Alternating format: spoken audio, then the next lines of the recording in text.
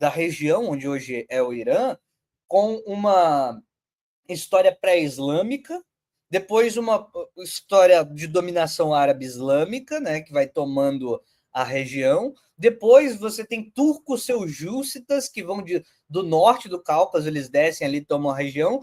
E por último você tem a dominação mongol, e depois você tem desdobramentos de política interna, mas já culturalmente transformada a cultura em cultura islâmica, tá certo? Não, isso é racismo, tá? Francisco disse assim, ó, persas são burocratas por excelência ou foi influência chinesa? O nome disso que você está falando é racismo, tá? Existia uma excelente burocracia já no Império Aquemênida, né? Então existia burocracia na Pérsia, mas isso assim, os persas são, os chineses são, isso é racismo, isso é só racismo. Tá? Então existe fases de boas e más burocracias durante o processo histórico que leva milênios. As pessoas de hoje não tem nada a ver com o Império Aquemênida, por exemplo. Né? Tá bom.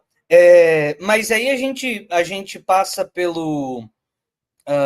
por esse período de dominação islâmica, e no século XIX, por causa do Império Britânico, que ele fez isso na China, ele fez isso no Japão, né? O Japão, na verdade, quem fez foi os Estados Unidos. Mas a partir do século XIX, por causa do desenvolvimento da indústria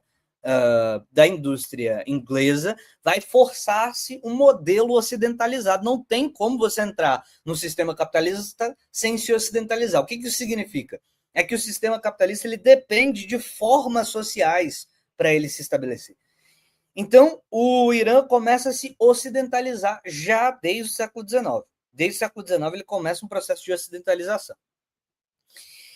Bom, no século XX, depois da Segunda Guerra Mundial, com esse último Shah colocado, ele vai tender ao Ocidente.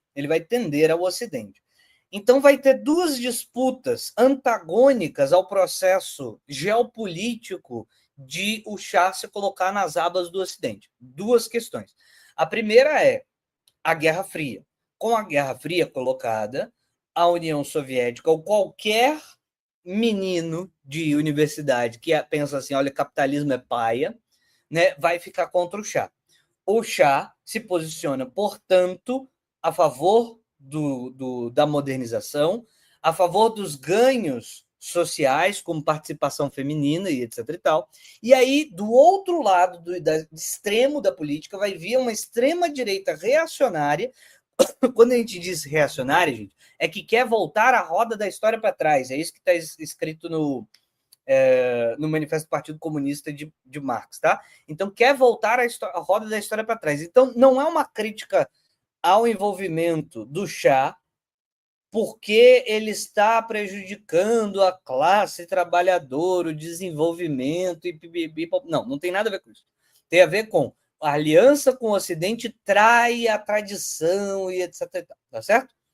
O Shah, para se proteger dessa situação, entre direita e esquerda, ele se posiciona da seguinte forma: ele vai proibir todas as manifestações de esquerda, né? Ele vai começar a caçar as manifestações de esquerda, e ele vai beneficiar uma direita, digamos, ainda não teocrática, né? Porque ainda não tem o poder, mas uma direita religiosa islâmica, porque ele acha que essa será a última defesa dele. Então ele manda o Khomeini, ele manda o Khomeini vazar, mas ele começa a estruturar no país dele como se ele fosse ainda assim um defensor do islamismo.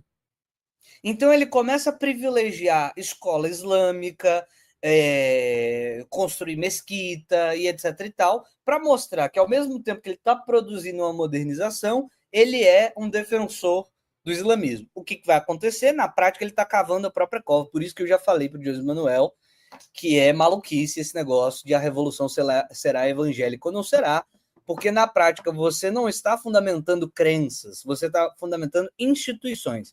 Então, o movimento do Irã é o mais claro em que a extrema-direita anti-ocidental venceu, certo? A extrema-direita anti-ocidental venceu. Certo? É a crítica antimoderna. Aliás, na tomada de poder do Khamenei, sabe quem estava lá? Primeiro, ele estava isolado aqui, aqui não, né? Lá no Oriente Médio, ele estava exilado e ameaçado quando começou a revolta anti-ocidental islamizada. Ele foi direcionado, ele foi se organizar na França. Adivinha quem apoiou? Adivinha quem apoiou? Jean-Paul Sartre e Foucault. Grande maio de 78, né? Parabéns, maio de 78. Parabéns, maio de 78. Nem Estados Unidos, nem União Soviética. Nem Estados Unidos, nem União Soviética. Nós somos aqui defensores das tradições culturais. Isso, Khomeini, né? Aí o Khomeini foi para lá, maio de 68, né? Puta merda, tô falando tudo errado. Maio de 68. Parabéns, maio de 68, vocês são fantásticos, né? Apoiaram o Khomeini, e aí ele se fortaleceu, ocultando as posturas reacionárias que ele tinha na França. Porque é uma coisa muito errada que as pessoas têm, que é achar que esses caras são tudo burro maluco, né? Esses caras são tudo burro maluco. É tudo tururu louco e etc e tal. Não, tudo que eles não são burros. Tudo que essa galera ultra-reacionária não é, no planeta Terra, é burro, tá? Então, a troco de como eu sou contra o Ocidente, contra a União Soviética, a troco disso. A troco de, como essas pessoas que defendem a origem, o mundo pré-capitalista é do bem. A troco disso, a troco de ideologia.